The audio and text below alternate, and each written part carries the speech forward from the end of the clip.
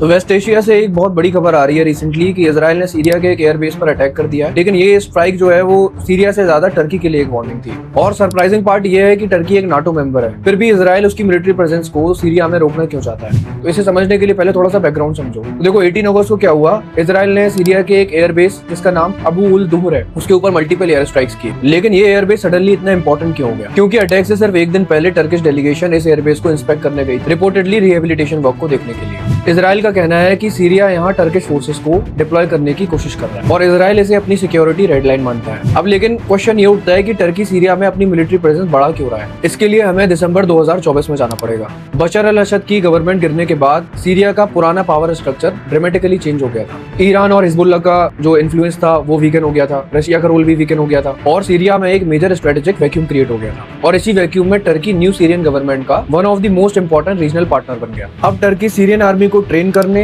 Military equipment provide कराने और infrastructure rebuild करने में हेल्प कर रहा है। तो अब मेजर क्वेश्चन ये है कि टर्की को स्ट्रॉन्ग सीरिया चाहिए क्यों? तो इसके पीछे 3 रीजन है। पहला, बॉर्डर सिक्योरिटी। टर्की चाहता है कि उसकी सदर्न बॉर्डर पर एक स्टेबल सीरियन स्टेट रहे। और दूसरा, कर्डिश आर्म ग्रुप। टर्की नहीं चाहता कि वाईपीजी लिंक्ड कर्डिश फोर्सेस उसके बॉर्डर के आसपास एक permanent autonomous military structure establish करें। और तीसरा, रीजनल इन्फ्लुएंस। टर्की चाहता है कि post Asad Syria politically, economically और स्ट्रेटेजिकली टर्की के क्लोज रहे। अब लेकिन यहाँ एक मेजर प्रॉब्लम है। टर्की जिस स्ट्रॉन्गर सीरियन मिलिट्री को अपनी सिक्योरिटी के लिए नेसेसरी मानता है, इजराइल उसी मिलिट्री बिल्डअप को अपनी सिक्योरिटी के लिए थ्रेट मानता है। और अबू अल दुहर स्ट्राइक के बाद ये डिसएग्रीमेंट सडनली थियोरेटिकल नहीं रहा। इजरायली फाइटर जेट्स और टर्किश मिलिट्री इंटरेस्ट अब सेम सीरियन एयर स्पेस में आ गए हैं। और अमेरिका के अकॉर्डिंग लेटेस्ट स्ट्राइक के वक्त सिचुएशन इतनी सेंसिटिव थी कि टर्की इजरायली एयरक्राफ्ट देखकर मिलिट्री रिस्पॉन्स प्रिपेयर कर सकता था। तो सवाल ये है कि टर्की ने इजराइल को अटैक करने की बात भी नहीं की, फिर इजराइल टर्किश बेसिस से इतना थ्रेटेंड क्यों है? और क्या सीरिया में एक simple misunderstanding NATO member Turkey और इजराइल को डायरेक्टली मिलिट्री कॉन्फ्रंटेशन में ला सकती है? इस चीज को पार्ट 2 में समझेंगे क्योंकि ये कॉन्फ्लिक्ट सीरिया से काफी बड़ा है।